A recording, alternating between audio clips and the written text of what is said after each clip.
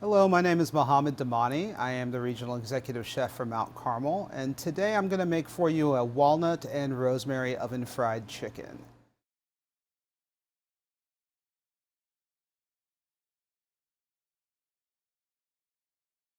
So to start the recipe, I have all of my mise en place, everything out here. I have chicken breast, I have buttermilk. You can also use thin sour cream. You can use whole milk with a little bit of lemon juice or vinegar added to it. You can use ranch dressing. If buttermilk is not available to you or you just don't like buttermilk, you can substitute with that. I have some Dijon mustard here. Feel free to replace that with any mustard that you may have around. And then for the breading here, I have panko breadcrumbs. You can also use regular breadcrumbs. You could use crushed cornflakes, crushed crackers, anything like that. I have some grated Parmesan cheese, a little bit of salt, a little bit of pepper, and some chopped walnuts. So to start, we're going to get a little bit of rosemary. We're going to chop that to put in our breading mixture. So this is fresh rosemary here. It comes like this. A lot of people aren't used to fresh rosemary. You can absolutely use dried rosemary if you want as well, and you can chop that up.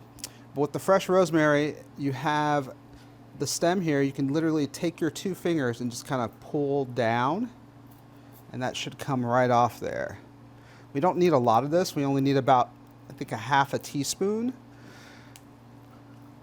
This gets discarded, or you could also, if you have a fire pit, you can throw it in the fire pit. It'll create a great smell. You can also use it for potpourri or different things like that. So we're going to chop this rosemary. We're just going to bunch it together with our fingers. I'm going to take our knife, make sure our fingers are clear. We're just going to chop it down. Right now we're doing a rough chop, then we're going to come back through and get a finer chop. So we're going to gather it all up, put my hand on the back of the blade. Now we're going to try and get a finer chop here because this is going to go in the breading. We want it to incorporate well. We don't want big chunks of rosemary in there.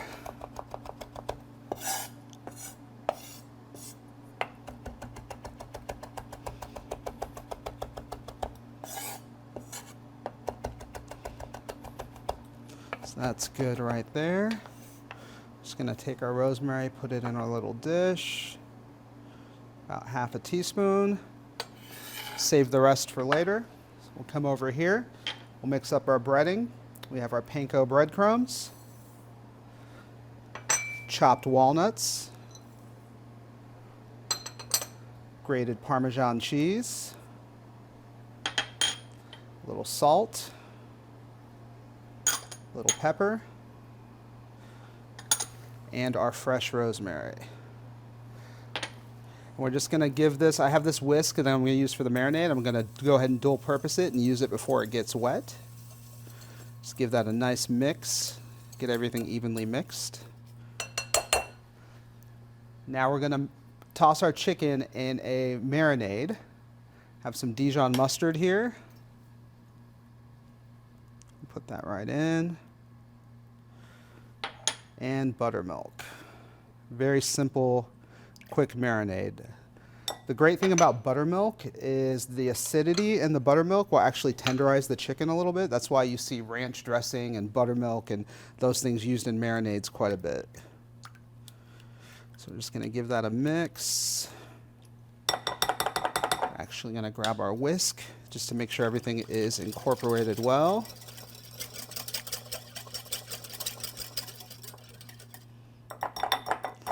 So we have our buttermilk and Dijon mustard mixed together. I'm going to grab some gloves here. I typically use gloves in the kitchen even if I'm cooking at home, especially with raw meats and poultries. You want to avoid touching the raw chicken and then touching something else and the cross-contamination with salmonella. Salmonella is very, very dangerous. It can cause quite a bit of illness, so you want to make sure you take all of the precautions to avoid cross-contamination. Also, when I'm breading things, your hands tend to get caked with the mixture, the breading mixture, and it's just very messy. So if you're trying to touch something, grab something, wash your hands, it's easier to take the gloves off and then wash your hands and just throw them in the trash. So we have our 4-ounce chicken breasts here. I'm going to put them right in the buttermilk and Dijon mustard mixture. And I'm going to keep this hand, actually, I'm going to keep this hand dry later, but right now I'm going to show you just tossing the chicken in the marinade. I'm going to get everything evenly coated, and then after that I'm going to take off the gloves, wash my hands, then we'll come back and we'll bread the chicken. At this point, you can leave this marinade for maybe 30 minutes, an hour, a day, however long you have, or you can just go ahead and bread it and bake it off, which is what we're going to do today. All right, so I've let the chicken sit here a little bit for about 10 minutes or so. As I said, you can marinate it for an hour or a day, however long you have. I have a baking sheet here and I have some pan spray. Pan spray is great because it doesn't add a lot of calories as opposed to using butter or oil. So we're going to evenly coat the pan. I'm going to put on a clean pair of gloves. As I said, I like to use gloves when I'm breading just so my hands don't get super messy and I can also avoid the cross-contamination. If you don't have gloves or don't have access to gloves, it's fine to do this without. Just make sure, one thing I like to do is keep the water running so I can go wash my hands immediately after I touch the raw chicken. So we have our chicken. What we want to do is put it into the breading mixture. I always keep one hand wet and one hand dry when I'm breading. So I can take this dry hand and I can kind of get underneath the chicken, toss it over, make sure that I get a nice even coating of the breading all over the chicken. You essentially want to aim to not see any wet spots once you're done breading. So this one goes right on the tray. Do our next one.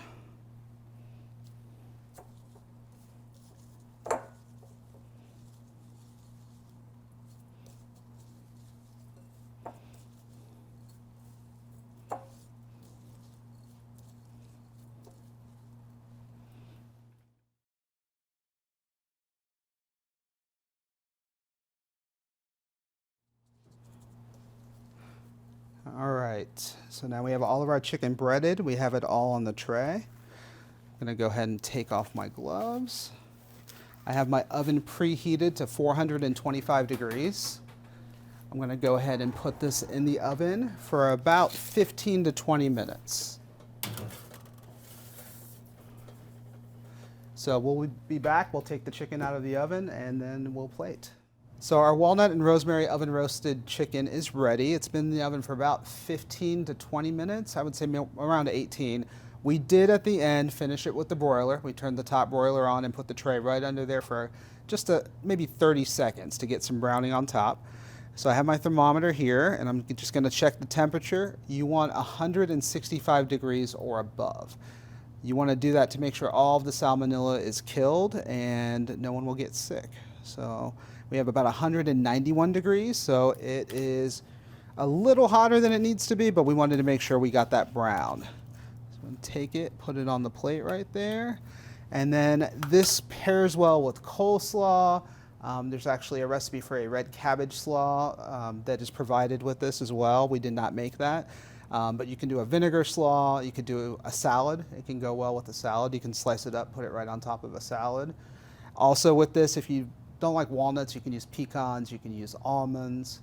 Yeah, so walnut and rosemary oven fried chicken.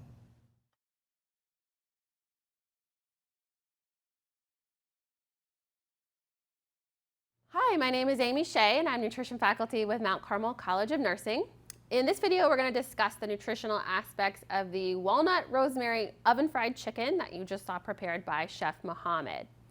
I wanted to focus on the nutritional benefits of walnuts since this is a kind of unique aspect of this recipe.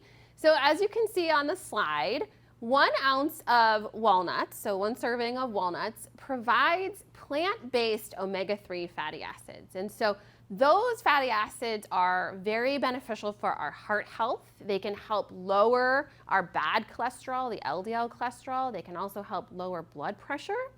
And they're anti-inflammatory. So omega-3 fats help to decrease inflammation throughout the body.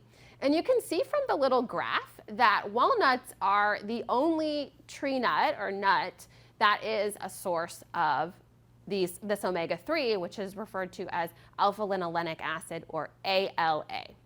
So you can see the kind of high yellow bar there for walnuts. They have a lot of this special omega-3 fat that's very beneficial.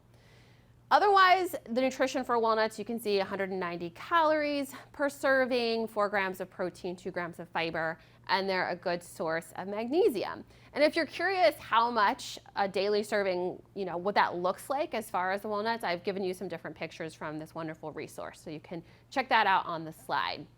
A couple other tips to think about with walnuts is if you have them, you should store them in the refrigerator so they can keep well in the refrigerator for about 3 months. Or if you're gonna have them for longer than that, you can freeze them for up to a year. They are, because of those fats, the oil, they can spoil or go rancid if you leave them at room temperature or warmer temperature. So it's good to keep them in the fridge or freezer so that they'll last longer. And they also can absorb odors from other foods. So if they're near strong smelling foods, they may pick up those odors. So you might want to keep them in a tightly sealed container. So hopefully you will enjoy this delicious recipe, walnut rosemary oven fried chicken.